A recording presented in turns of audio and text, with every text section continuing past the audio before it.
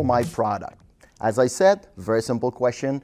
Answer is a bit more complicated. Why is that so? Because too often picking the right influencer is an emotional process, and it shouldn't be. It should be as rational as any other marketing campaign. So the way it works, you get very enthusiastic about one influencer. So you look at the influencer, you look at the audience, you're trying to get in touch with for your product, and you kind of feel that it is the perfect match. But that doesn't work that way. It's not because you have the same potential audience that you're going to be able to sell your product properly. That doesn't mean that the influencer's audience is going to like your product. So how can we manage that and still be successful? Explanation is a bit complicated. Matching audiences doesn't mean that they have the same interests. And on top of that, that doesn't mean that they have the same level of engagement. So let's start with a very obvious example. That's a pretty funny one. So we have this influencer. He is a funny guy. He likes to make jokes.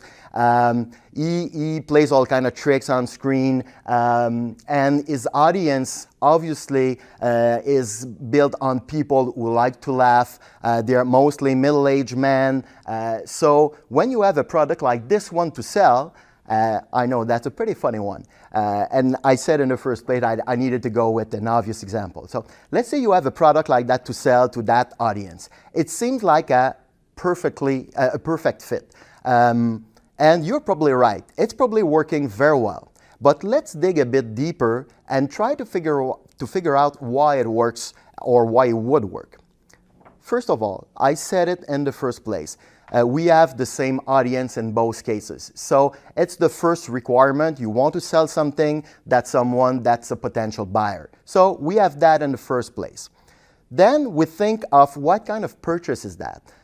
Is it an instinctive purchase or a rational one? When you look at that product, the answer is very obvious once again, instinctive one. So that works very well with that influencer.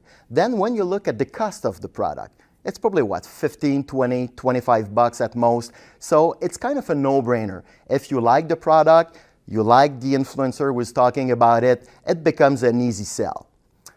Then we'll look at something else. Is it a one-time purchase or a recurring purchase that we're looking for? In that case, once again, it's a one-time purchase. It's very different than trying to get a commitment from a customer through products or services, such as the Dollar Shaving Club, where you look for long-term engagement. In this case, you're looking for short-term engagement, very low cost, some product that is a perfect match with the audience. And on top of that, that's a product that sells by itself, as you can see. Just the name says it all. So when you have that perfect situation, you can expect a pretty good return on investment.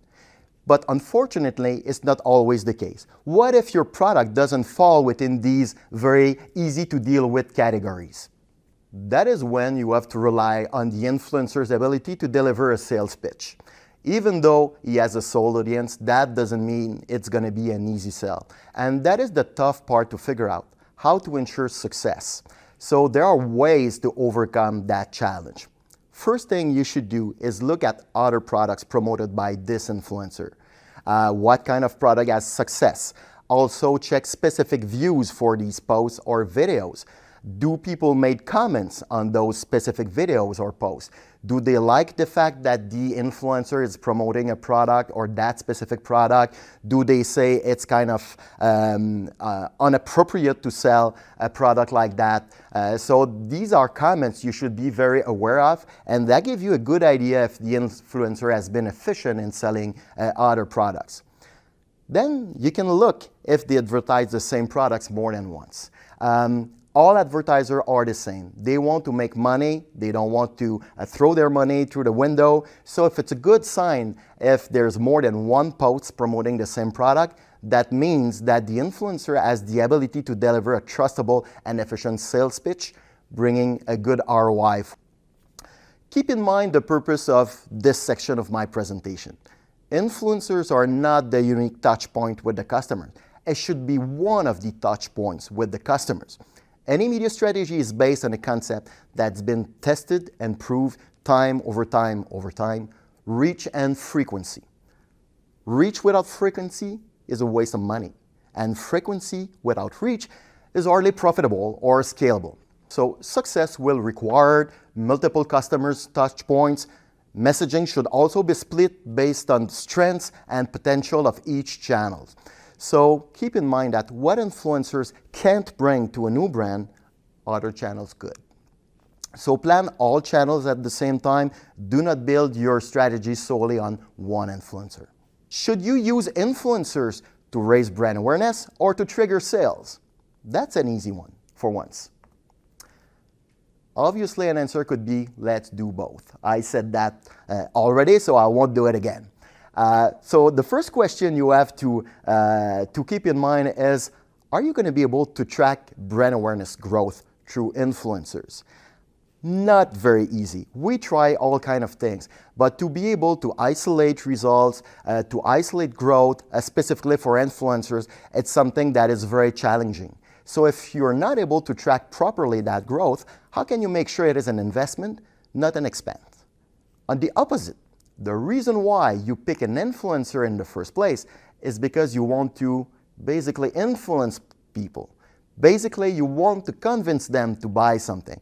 That's what sales is all about. Influencers add the engagement component that other channels can, so use the other channels to raise brand awareness and use influencers to close. To start with, it is a good thing, up until it starts affecting your campaign performance. Because at the end of the day, goal is to make money. So you don't want to spend too much money on influencers if your sales do not grow accordingly. So some strategies are easy to implement in order to make sure that you do not spend too much or the overlap do not become a bad thing for your campaign. So start by spacing posts from influencers with the same audience. That way you're going to be able to track their sales individually, see what kind of impact they have on your overall sales. But then once you have that information and something to benchmark yourself with, then you're able to try something different. Then you ask them to post pretty much at the same time. So you'll see if there's an increase in your sales or a sales reduction. And it might seem strange said like that, but in some cases, especially when you have products that do only need one explanation or one view to be purchased, cases like that, like if you have too many different influencers talking about the same product, chances are people will have already purchased that product. On the other hand, if some products do need more explanation, a higher frequency, then it might be a very efficient strategy, but you won't know unless you try it. So in conclusion, do not improvise.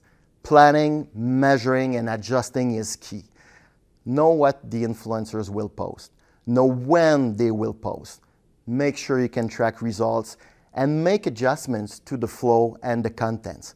Just keep in mind that you can and even you should optimize influencers' contents and flow just as much as any other type of campaign. So as we often say, influencers marketing, same thing, but different.